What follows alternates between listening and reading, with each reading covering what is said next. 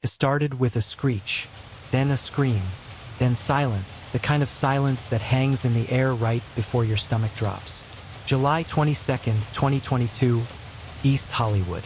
A summer night lit by neon, buzzing with music, food trucks, and laughter outside a popular pop-up street festival on Melrose Avenue. Dozens gathered, unaware that in less than 5 seconds, a silver Dodge Charger would plow into the crowd, launching bodies and chaos into the air. But that wasn't the most horrifying part, because as bystanders rushed to help, the driver stepped out and started shooting. By 9:47 p.m., over 300 people were spread out along the blocked-off street. Music blared from a local DJ booth.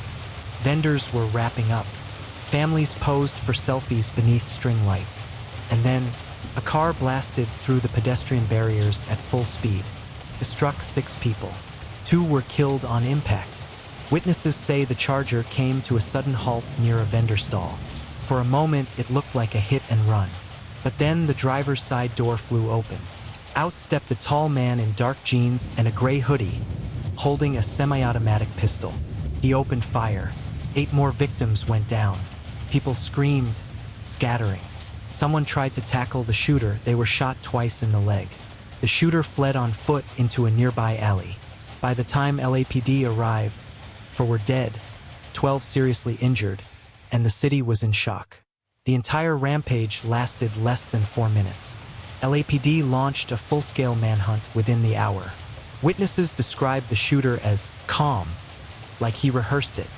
Surveillance footage showed the suspect fleeing west through the alley near Heliotrope Drive, discarding his weapon in a dumpster. The car was registered to a rental agency, but rented under a fake identity.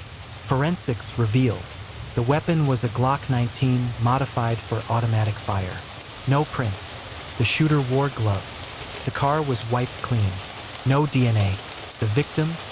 A mix of random civilians, a young couple, a college student, 2 vendors, 1 off-duty EMT. None had known ties to each other. So why them? That's when things turned. Investigators began combing social media footage from the event.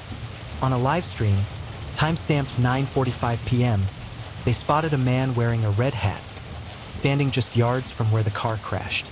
That man was Aaron DeSantos, 31, an ex-gang affiliate turned federal witness in a sealed RICO case. He was placed into protective custody 2 years earlier after testifying against a violent East Side cartel.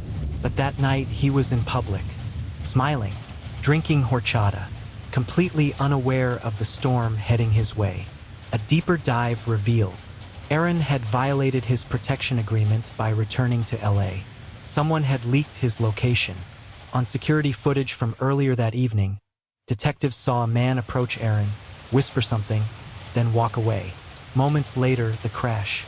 Was the massacre a cover for a hit? One anonymous tip, received 2 weeks after the shooting, changed everything. A woman claimed her brother, Miguel "Mikey Guns" Trejo, had confessed to the crime. He told her it wasn't random.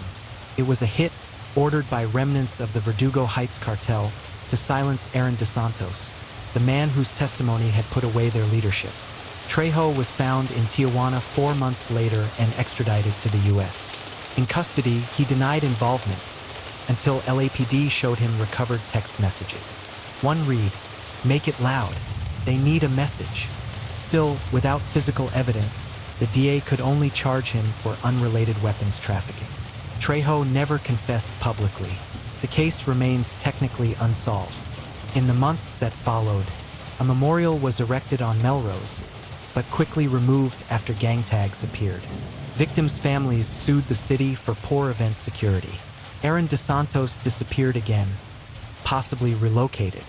No public record of his whereabouts since. The city labeled the attack a mass casualty event, but refused to call it a targeted assassination. To this day, the LAPD maintains it was a random act of terror. But those who were there, those who saw the shooter's eyes, who heard the calm before the storm, say otherwise. It started with a car crash, but what followed was no accident. For dead, dozens wounded, a city's silence bought for blood. They called it the East Hollywood Massacre. But what really happened that night was a warning.